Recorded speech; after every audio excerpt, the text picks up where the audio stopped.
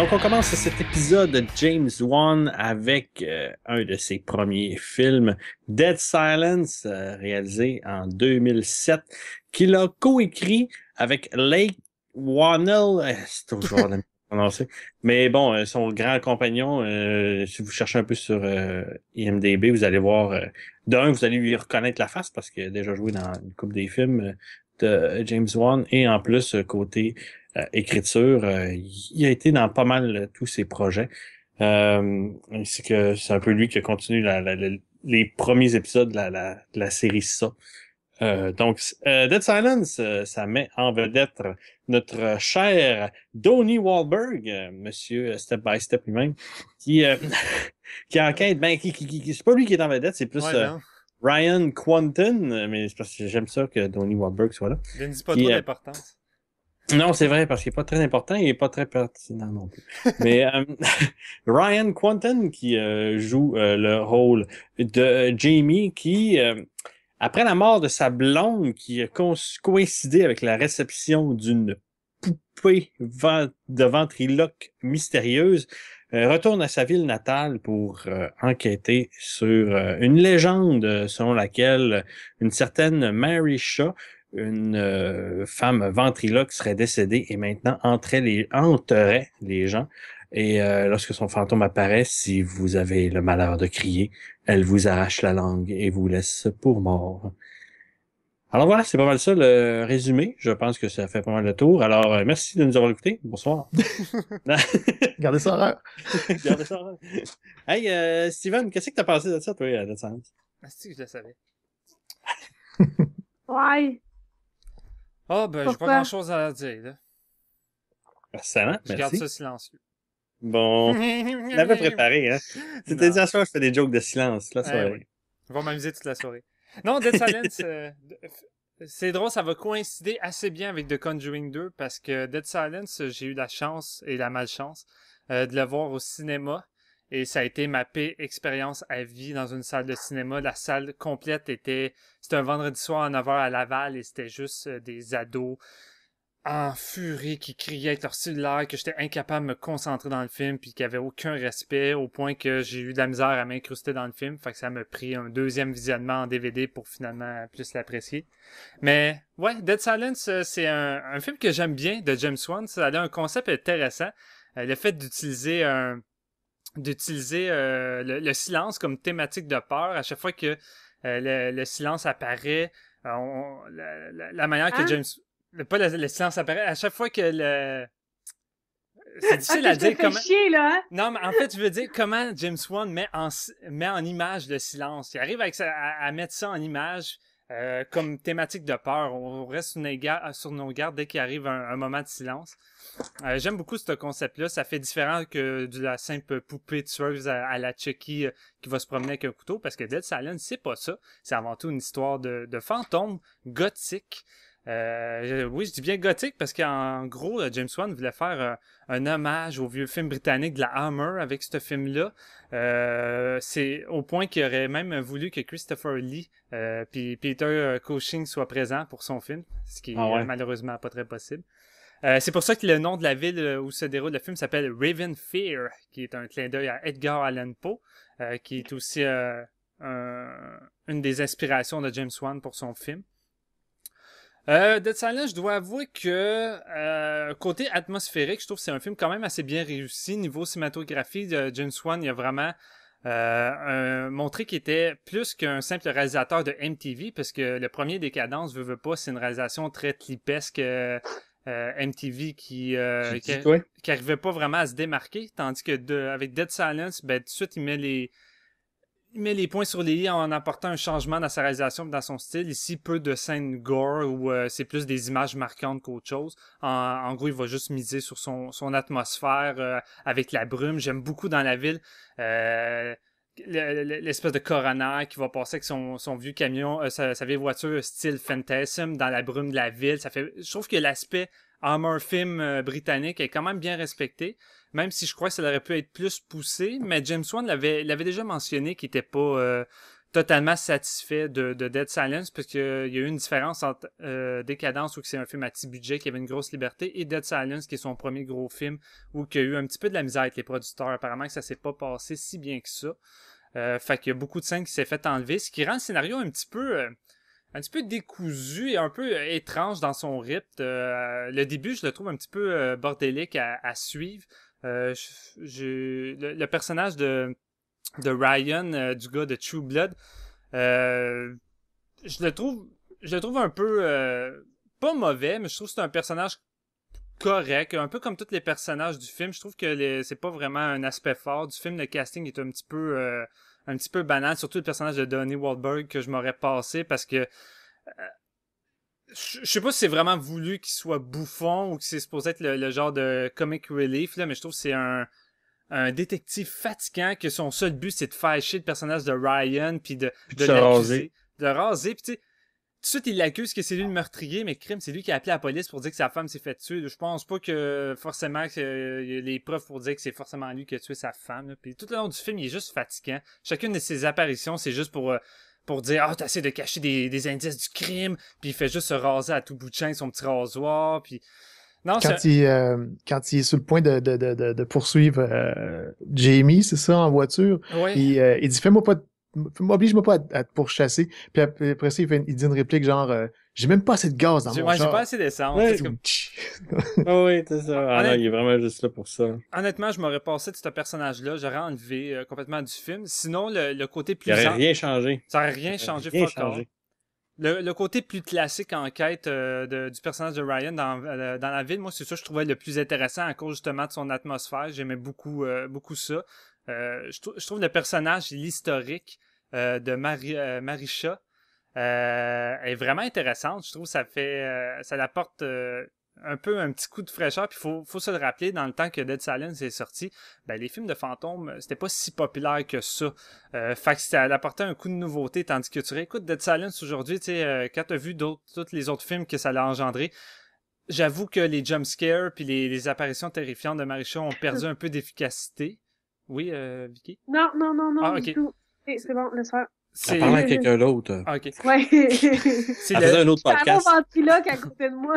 C'est le petit aspect qui m'a un peu déçu en revoyant. Je trouvais que le film me faisait un petit peu moins freaky que la première fois que je l'avais vu. N'empêche que les apparitions de Marisha sont quand même intéressantes visuellement. Je pense notamment à la scène dans l'hôtel avec le panneau clignotant rouge. Je trouve que ça procure une scène très réussie d'un point de vue visuel qui me rappelait le trailer de Lights Out où une des personnages va avoir un fantôme apparaître avec un panneau lumineux rouge qui est aussi produit par James Wan. Est-ce que c'est une coïncidence? Je ne sais pas. Peut-être une inspiration.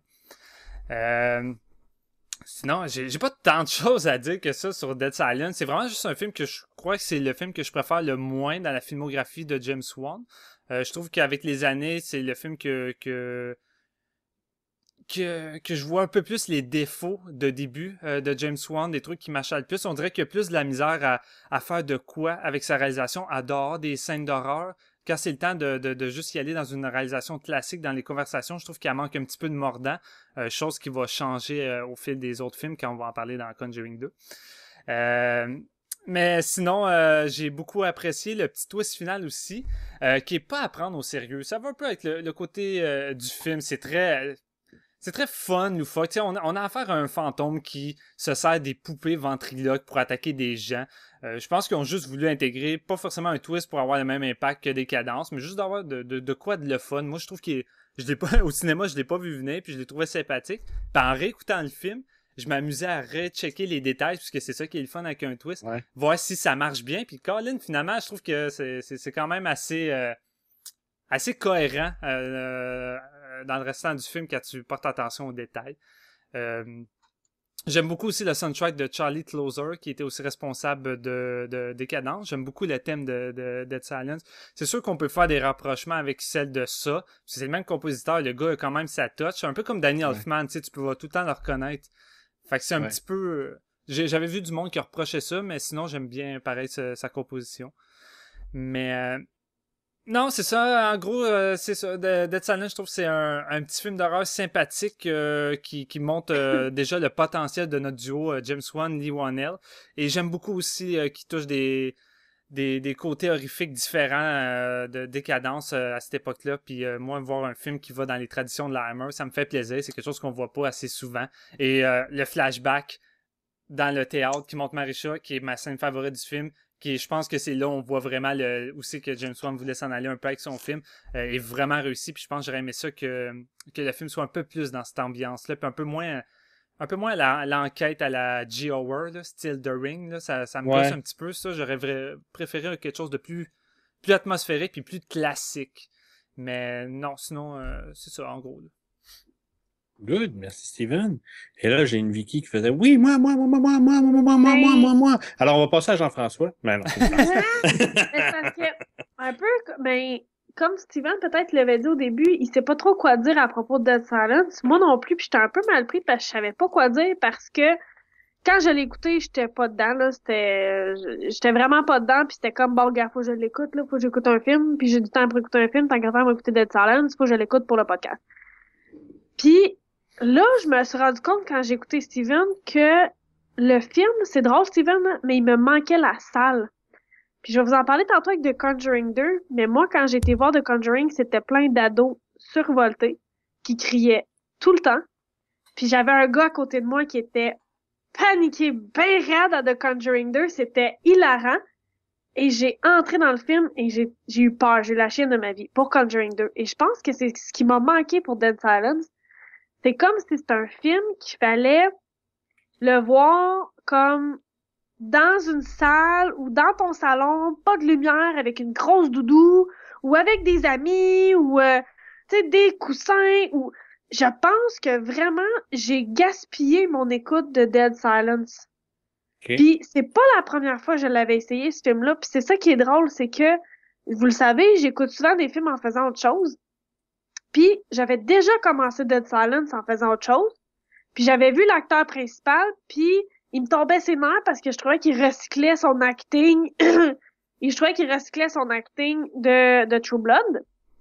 Et après, à partir d'un moment, il prend contact avec un autre personnage, que je dirais pas lequel, on va le garder pour la session spoilers. Puis tout de suite, j'ai fait ah, ben là, ce personnage-là a beaucoup plus d'importance qu'il en laisse paraître à sa première rencontre.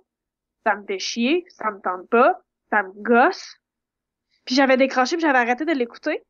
Et étrangement, quand je l'ai écouté cette semaine, je faisais exactement la même affaire que quand j'ai réécouté Dead Silence. Puis là, on aurait dit, je me suis dit, ben là, faut que tu l'écoutes jusqu'à la fin, t'as un podcast. Mais pourtant, de ce que je me souviens de ce film-là, c'est que la Marisha fait vraiment peur. Les jumpscares font peur. Les effets spéciaux sont vraiment bien faits. La mort du début est vraiment bien faite. Les voix qui sortent de nulle part font freaking peur. Puis c'est plein d'affaires qui réutilisaient dans Conjuring 2 que j'ai vu au cinéma dans une salle qui voulait avoir peur. Puis j'ai eu la chienne de ma vie. Et ça, c'est ça qui me manquait. Fait qu'au contraire de Steven, c'est ça, c'est pour ça que je dis je vais passer après Steven parce que c'est carrément le contraire. Moi, il me manquait une salle survoltée pour embarquer dans Dead Silence. Juste apporter la précision, parce que Conjuring 2, je vais en parler aussi, j'ai eu une expérience encore avec une salle comme ça. La différence, c'est que Dead Silence, ma salle, c'est pas une salle qui criait durant les jumpscares, ces choses-là. C'est une salle qui disait des absurdités à tout bout de champ, puis qui prenait des photos avec des flashs. Ok. Quelque chose de vraiment désagréable, et non une foule qui trippe et qui ont peur. Là. Parce que je vous C'est le pas dis, une foule de le fantasia. gars, gars à côté de moi de faire 6 pieds 4, 250 livres, puis tu sais, là, en pantalon de coton à tes gris, là, tu sais, là, un peu douche baguette, là. Et il était de même sur sa chaise, les mains dans sa face, puis à chaque fois qu'il y avait un saut, il levait les bras dans les airs, puis la grosse momoune, toi, c'était drôle à voir, là.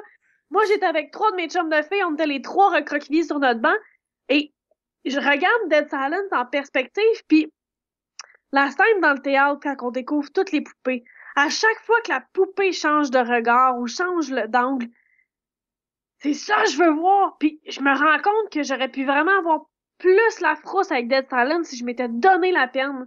Puis c'est vraiment ça que je me dis, ce film-là, si tu te donnes la peine d'embarquer, là, tu peux vraiment avoir la chienne. Puis c'est ce que je veux dans un film d'horreur. Puis je pense que ce film-là, outre la fin que j'ai trouvé un peu boboche, le jeu des acteurs, ben, c'est pas le jeu des acteurs, en fait, c'est vraiment la mise en place des acteurs que tu te rends compte un peu ce qui va arriver, puis la mise en scène de la fin, tu sais, c'est, Yann, tu veux m'expliquer la vie en gros traits, tu pourrais pas faire mieux. Mais la raison d'être du film, qui est de me faire peur, aurait dû fonctionner davantage, puis c'est de ma faute si ça n'a pas fonctionné davantage, puis ça me donne envie de le réécouter, mais vraiment, le salon au noir avec une grosse doudou puis une soirée d'orage, puis c'est sûr que j'ai la chienne de ma vie. Ouais, C'est sûr sûr. qu'après autre chose, c'est peut-être... C'est ça, mais je le fais souvent, puis Ouais. des fois, il y a des films que je commence autre chose, puis finalement, ils m'absorbent tellement que j'arrête ce que je fais, puis je rentre dans le film. Mais on dirait que celui-là, je filais pas ce soir-là. Deux, le scénario avec le policier, justement, le New Kids on the Block, est très faible.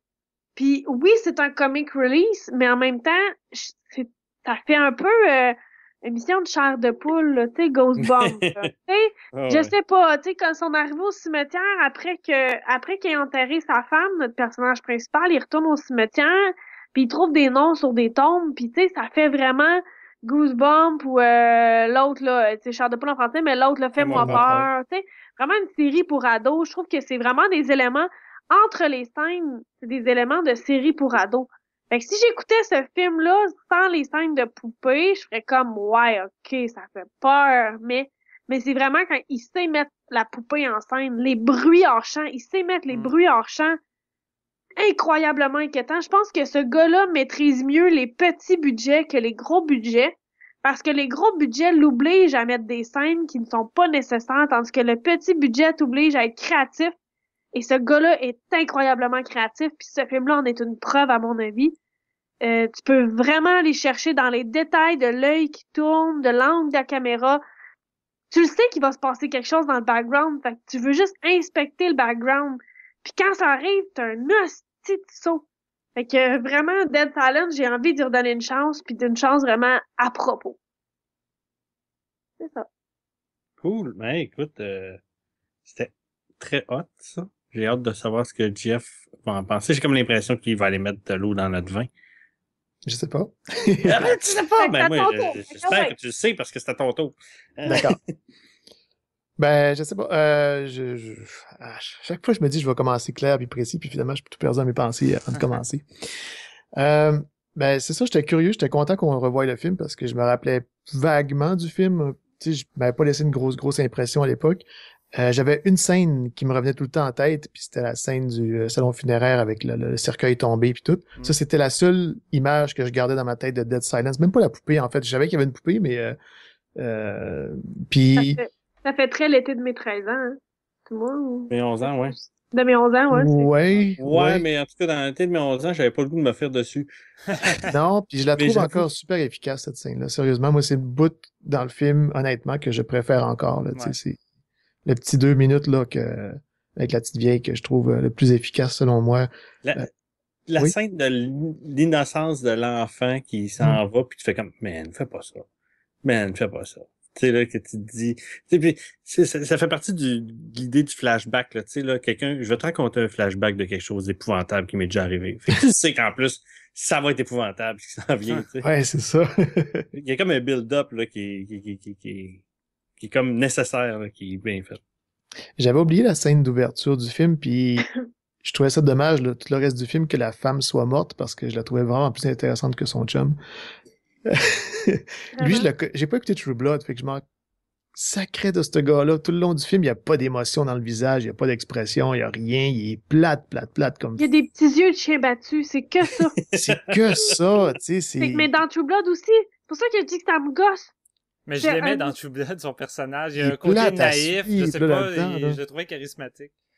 Il est plate à suivre dans Dead Silence, je trouve. Tu sais, il est supposé faire avancer l'histoire, c'est notre héros, puis je m'attache jamais à lui. Puis c'est ça, Donnie Wahlberg, ben tu sais, moi, je me cache pas là, de le dire, j'ai toujours dit, j'étais un fan des New Kids on the Block, je l'ai vu sur scène avec son groupe plusieurs fois, mais là-dedans, il est dull. Puis c'est un bon acteur, tu sais, je l'avais bien aimé dans Dreamcatcher, puis dans les premières minutes de Sixth Sense, des trucs comme ça, tu sais, c'est un bon acteur, mais même dans les dans lesquels il a joué, dans Décadence 2 puis 3, je pense, il est meilleur que ça, mais là, il est cabotin. Puis je pense que Steven l'a dit, tu sais, quand t'as dit qu'il y avait il y a eu des coupures au niveau du montage ou du scénario, je sais pas trop, ça explique beaucoup de choses. Parce que le film, il est inconsistant. Tu sais, on rencontre le père à un moment donné, puis la belle-mère, puis on les perd de vue pendant un méchant bout de temps, puis j'avais oublié qu'ils existaient, ben même à un moment donné, là, on les revoit à un moment donné, puis je suis comme, ok, c'est vrai, il y avait ces personnages-là. Puis je sais pas, tu sais, je perds intérêt, moi, dans ce film-là. Hier, en plus, moi, j'ai pas eu de mauvaise expérience de cinéma. Je l'ai regardé hier soir, puis j'ai attendu qu'il fasse noir. Je me suis dit, toute la journée, je me suis dit, je vais attendre de l'écouter genre à 9h, 10h le soir qu'il fasse noir. Je vais être dans les meilleures conditions. En plus, je suis tout seul, ma blonde n'est pas là. Fait, je vais être tout seul dans le noir, dans mon salon. Puis je me suis emmerdé sérieusement. Là. Tu sais, à part la scène du début avec la fille qui se fait tuer, puis la scène du salon funéraire, moi, il y a vraiment pas grand-chose qui m'a accroché là-dedans. Tu sais, je me suis rappelé pourquoi je l'avais pas retenu à l'époque, c'est qu'il il est pas mémorable, je trouve, ce film-là. C'est comme Steven dit, là, je comprends mieux maintenant que tu l'expliques quand tu dis que c'est un hommage un peu à Edgar Allan Poe, puis à ses héros, puis la Hammer, puis tout ça, que je comprends mieux. Là, c'est James Wan qui est jeune réalisateur à ce moment-là, puis qui essaie de rendre hommage à tout ce qu'il aime, puis qui développe son style, mais son style n'est pas vraiment développé, tu sais. Son personnage cabotin, ben on en a vu d'autres dans ses autres films, des personnages comiques, tu sais. Je pense que dans Insidious, la gang de chercheurs, puis dans Conjuring aussi, il y a tout des personnages comiques dans ses films, mais c'est Ici, mieux ça amené fonctionne souvent. pas. Ils sont plus dosés, puis sont moins... Ouais. Ben, le côté cabotin fait moins... est moins gossant, il est plus réaliste, je sais pas comment dire. Mais Ouais. Amusant que... aussi. Ouais. Puis, Puis- ils utilisent pas pour driver son histoire aussi. Là. Non, c'est ça. Ah, mais moi, c'est ça que je pense, c'est qu'il a vraiment voulu faire une histoire de poupée, puis il a été il a dû rajouter. Puis à un certain moment donné, il t'a peut-être pris avec les rajouts. Moi, ce Peut-être. personnage de policier-là, là, je sens tellement qu'il a été rajouté à l'histoire, là. Really, là? Après qu'on l'a vu dans le poste de police, là. Why? On le voit au tout début, puis il dit, moi, je pense que c'est toi le coupable. OK, tu sais. Mais il retombe dans la ville. Hey, je t'ai dit de pas quitter la ville. À un moment donné, il est dans sa chambre d'hôtel tout seul. C'est comme, who the fuck? Non, va-t'en, t'es qui, toi? Tu sais, puis tu mènes une enquête, mais de front avec le coupable. Ouais, c'est Tu ça. sais, je veux dire, T'as pas de fouille un partenaire, peu. t'as pas... Ouais, puis tu sais, comme, fouille l'appartement. Fouille le passé de la fille. Ben oui, peut-être c'est son chum, mais tu sais, c'est comme, au pire, suis-le, mais ah non, moi j'ai trouvé que ce personnage-là a vraiment été rajouté là, dans le scénario, puis on y a rajouté des scènes, là. Puis le Ou dans pire, c'est que dans l'interview, le producteur était pas de couper, puis à un moment donné, il est comme, ben là, c'est parce que mon film, il va tellement être rendu court que ça sera même plus la durée d'un film, là. Fait que j'imagine qu'ils ont vraiment coupé du stock au point que c'était vraiment pas supposé durer 1h30. Ou dans une version plus étoffée du scénario, peut-être que le personnage du policier aurait pu avoir une connexion avec la ville, Oui. puis avoir une raison pourquoi est-ce qu'il a suivi ce gars-là, là, tu sais, à cet endroit-là. Ou, tu sais, je sais pas, moi... tu sais, fais-les découvrir le mystère avant, tu sais, fais-le être témoin du mystère avant la fin, pour que il embarque dans l'enquête plutôt que d'être le gars qui veut tout y mettre des bâtons dans les roues, là, tu sais. Ouais.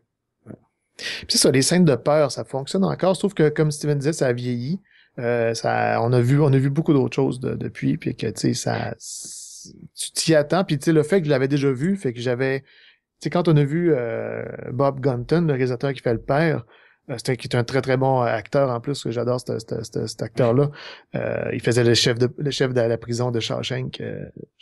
J'adore ce gars-là. En tout cas, quand on l'a vu, je me suis rappelé de son spoiler, là, tu sais, de son twist.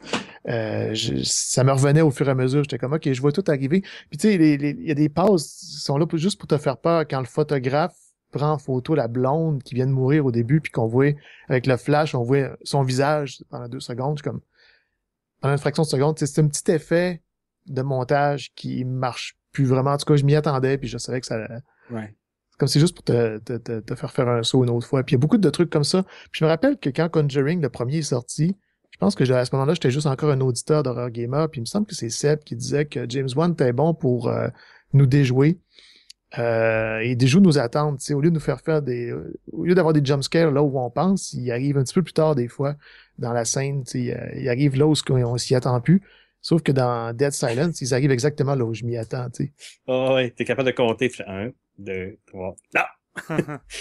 Il est très bon pour utiliser Le silence, oui, mais les zones noires, les zones de noirceur, tu sais, comme je disais, tu sais, ben comme on t'as fait la comparaison, Steven, avec Lights Out, la lumière qui allume, qui éteint, tu sais, justement de la scène que je parlais tantôt du salon funéraire, c'est ça. Puis il y a Ouais. des trucs comme ça, tu sais, des personnages dans les zones sombres, on trouve ça dans Conjuring 2 aussi. Fait que ça, il maîtrisait ça déjà à ce moment-là, tu sais. Mais c'est ça, en gros, moi, je le trouve pas super mémorable. Puis vers la fin, hier, sérieusement, là, je m'emmerdais. Vraiment, puis je suis en train de me bâtir une réputation de gars qui dort devant tous les films, mais je dormais vers la fin de la dernière demi-heure, je m'endormais, puis je me calissais de tout ce qui se passait. Fait que tantôt, avant Mais c'est là l'enregistrement, que tout ça passe, c'est tout manqué. avant l'enregistrement, tantôt, vous parliez de la fin, puis vous montriez des scènes alternatives, puis moi, il a fallu que j'aille faire un petit fast-forward dans les dernières demi-heures pour voir qu'est-ce qui se passait, puis je m'en souvenais plus vraiment. Fait que... Puis je l'ai écouté hier soir.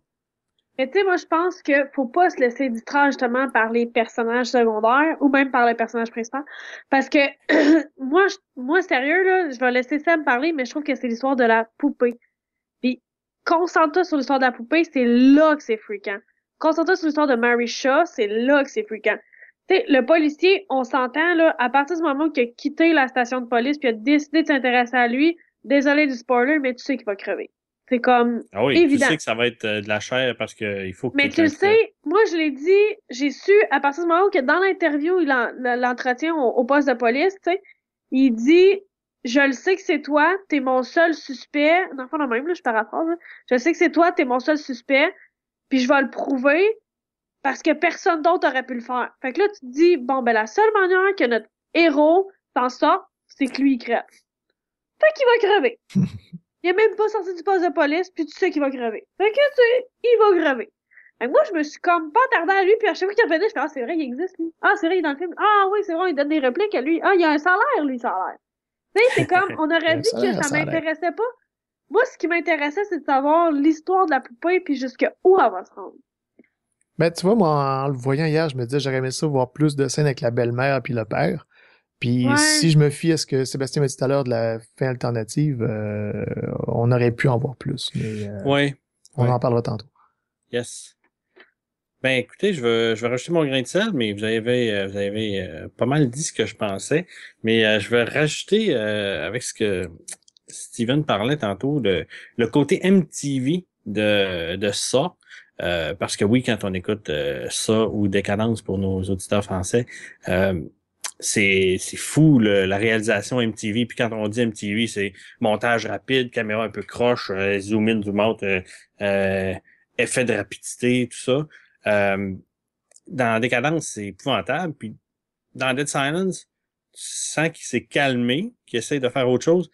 Mais de temps en temps, il y a des scènes où ce que ça vient polluer le film, ça.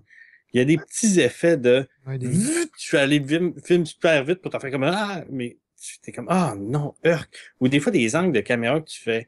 Sérieux, là, t'étais-tu obligé d'y aller avec des choses bizarres de même, des raccords weird avec, je vais te montrer une photo sur le mur, c'est un plan de la ville, là, je vais zoomer dessus, puis là, on va voir le char se promener. Je suis comme, tu sais, non, c'est pas ça. Si tu veux me faire un feeling réaliste puis dark, même pas des effets cool, tu sais.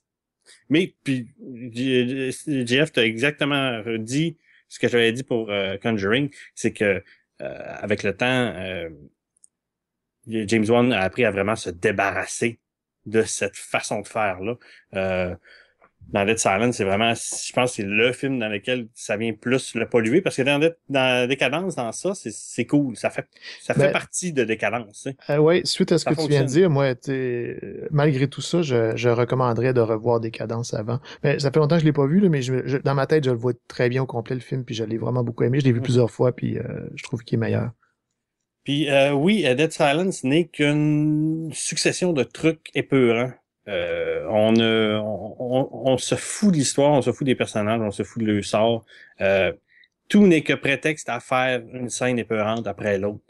Sauf qu'il y a certaines scènes dont le prétexte, tu fais comme non. Je m'excuse, la scène de l'hôtel est peut-être efficace, mais qui c'est qui va aller prendre une poupée dont il a peur et l'asseoir sur la table de la chambre d'hôtel devant le spot de lumière qui flash rouge, tu sais. Comment ça se fait que cette poupée-là est pas dans le coffre du char 95% du temps du film, tu sais? Très bonne Ouais. question. Tu sais, le gars, là, au début, là, il avoue puis il fait « J'aime pas les poupées de même, ça me fait peur. Il y a une histoire dans mon village qui dit que blablabla, c'est un mauvais sort. Puis sa blonde meurt, tu sais. » Puis clairement, il associe la poupée à la mort de sa blonde. Mais quand il fait du char, il l'assied à côté de lui sur le siège du passager. Ben non, man. Ben non, tu fais pas ça. Tu peux pas faire ça. C'est impossible, tu sais. Puis tu sais, je vais aller, je pense qu'il faut que j'aille l'enterrer dans le cimetière. Je vais y aller pendant la nuit. Non, tu iras pas pendant la nuit, man. Tu sais, t'as la chienne de cette poupée-là. Tu sais qu'il y a des trucs bizarres. Non, tu vas pas l'enterrer pendant la nuit. Mais tu sais, si t'essayes d'enlever ça, là, parce que c'est épouvantable, comme ça a juste pas de sens d'ajouter ça dans ce film-là. Si tu fais abstraction de ça, puis tu fais juste dire, j'écoute ce film-là parce que, exactement ce que Vicky a dit, j'écoute ce film-là parce que j'ai le goût d'avoir peur. C'est pour ça que j'écoute ce film-là. J'écoute pas ce film-là comme j'écoute The Witch. J'écoute pas ce film-là comme j'écoute Babadook ou peu importe lequel. Name it, là. Un matin, j'ai écouté Wake in Fright, que c'est plus de l'horreur psychologique, tu sais. T'écoutes pas un film comme t'écoutes pas Dead Silence comme t'écoutes ces films-là. Si tu pars avec l'idée que je vais aller écouter quelque chose de raffiné, ben tu pars déjà avec une prise, tu sais. Puis oui, ça peut finir par taper ses nerfs. Puis moi, c'était la troisième fois que je le voyais. Puis ces choses-là ont commencé à me taper ses nerfs, sauf que j'ai eu l'avantage de l'écouter avec ma blonde qui le voyait pour la première fois. Fait qu'elle, je la voyais avoir la chienne, tu sais. Moi, je savais que la scène du salon mortuaire s'en venait. Tu sais, je savais que la scène où il rentre comme en dessous le panneau dans le salon mortuaire s'en venait. Tu sais, je savais tout ça, ces scènes-là. Je savais la scène du flashback dans le théâtre qui est vraiment, comme tu dis, Steven, devrait être une grosse partie du film, tu sais. Ouais. Tu sais, je savais tout ça, puis je voyais ma blonde réagir, fait comme « Oh mon Dieu, c'est épouvantable. » Mais c'est ça, une chance que j'avais ça, parce que j'aurais pas été au point de JF de m'endormir sur le film, mais probablement que j'aurais moins apprécié ce film-là. Mais sincèrement, comparé à la crap qui sortait côté film de fantôme à cette époque-là, c'est très supérieur. c'est très supérieur. C'est très supérieur à ce qui sortait. On pourra dire ce qu'on veut sur ce film-là. Oui, c'est du pré-mâché déjà vu pour bien des affaires, là. Mais il y a certaines scènes qui m'ont marqué puis qui vont encore me marquer, là. Justement, cette scène-là du sang mortuaire.